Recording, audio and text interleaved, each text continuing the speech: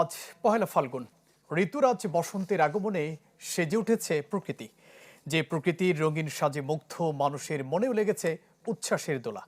তাই তো চট্টগ্রামে বসন্ত বরণে ছিল নানা আয়োজন, যেখানে অংশ নিয়ে নানা শ্রেণী পেশার মানুষ প্রত্যাশা ব্যক্ত করেন বসন্তের মতো নতুন প্রাণ ও আশার সঞ্চার করে নতুন সরকারের হাত ধরে এগিয়ে চলুক স্বদেশ।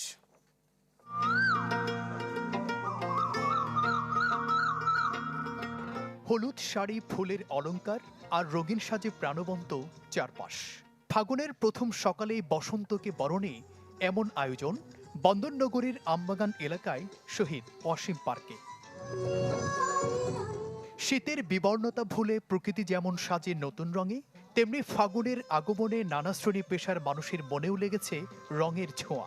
তাই তো আবৃত্তি, নৃত্য, গানের সুর ও তালের ছন্দে ছন্দে স্বাগত জানানো হয় ঋতুরাজ বসন্তকে। বাঙালির প্রাণের উৎসব উদযাপন করে এখানে ফুলে ফুলে আজকে ভালোবাসাকে প্রকাশ করছি আমরা। নতুন বছরের নতুন দিনে এসে একসাথে সবকিছু প্রকাশ করা হয়। তো আজকে দিনটাতে খুব ভালো লাগছে, একসাথে বসন্ত আর ভালোবাসা দুটো দিবস পালন করা হচ্ছে। আজকে আমার মা ও ভাইকে নিয়ে এসেছি। আজকে আমার ভাইয়ের আবৃত্তি অনুষ্ঠান রয়েছে, তাই দেখার জন্য এসেছি। আমার আজকে অনেক ভালো লাগছে। আমার খুব ভালো লাগছে। আমি প্রতি বছরই প্রোগ্রাম করি এখানে, আজকেও প্রোগ্রাম করছি। বাঙালির সংস্কৃতি ও ঐতিহ্যের গুরুত্বপূর্ণ অংশ হয়ে উঠেছে বসন্ত উৎসব। একটু আনন্দ আর একটু ভালোবাসায় ব্যস্ত নগর জীবনের সকল ক্লান্তি যেন ধুয়ে মুছে দেয় বসন্ত। ফাগুনের একদিন আগেই অনুষ্ঠিত হয় জাতীয় নির্বাচন। বসন্তের মতো নতুন প্রাণ ও আশার সঞ্চার করে নতুন সরকারের হাত ধরে এগিয়ে চলুক স্বদেশ, এমন প্রত্যাশা সকলের। আমরা অনেক মজা করেছি, অনেক আনন্দ করেছি। আজকের এই দিনটা আমরা উপভোগ করতে পারে অনেক ভালো লাগছে। অপেক্ষা করে থাকি কখন বসন্ত আসবে, কখন আমরা সবাই মিলে আবার একসাথে হয়ে এটাকে উদযাপন করব।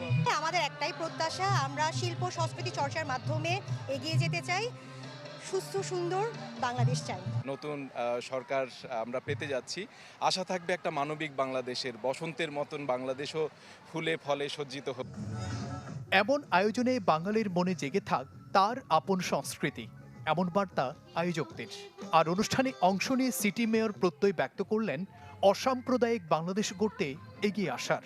এই সমস্ত উৎসবের রঙে বাঙালির প্রতিটি মন রাঙিয়ে যাক, এই জায়গাটুকুই হচ্ছে মূল প্রত্যাশা। তো আমরা সেই প্রত্যাশার জায়গায় এগিয়ে যাব, সঙ্গে সবাইকে নিয়ে।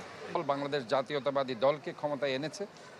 আমরা মনে করি যে তাদের মাধ্যমে ইনশাআল্লাহ আমাদের এই সাংস্কৃতিক অনুষ্ঠানগুলো আমরা নিরাপদে পালন করব এবং আমাদের যে সাংস্কৃতিক কর্মীগুলো আছে তারা যাতে অবশ্যই নিরাপদে যাতে অবস্থান করতে পারে। বসন্ত বরণের এই আয়োজনটি করে সাংস্কৃতিক সংগঠন বোধন। এছাড়াও বসন্ত বরণের আয়োজন করে বিভিন্ন সাংস্কৃতিক সংগঠন। জুবাইর মঞ্জুর, চ্যানেল 24, চট্টগ্রাম।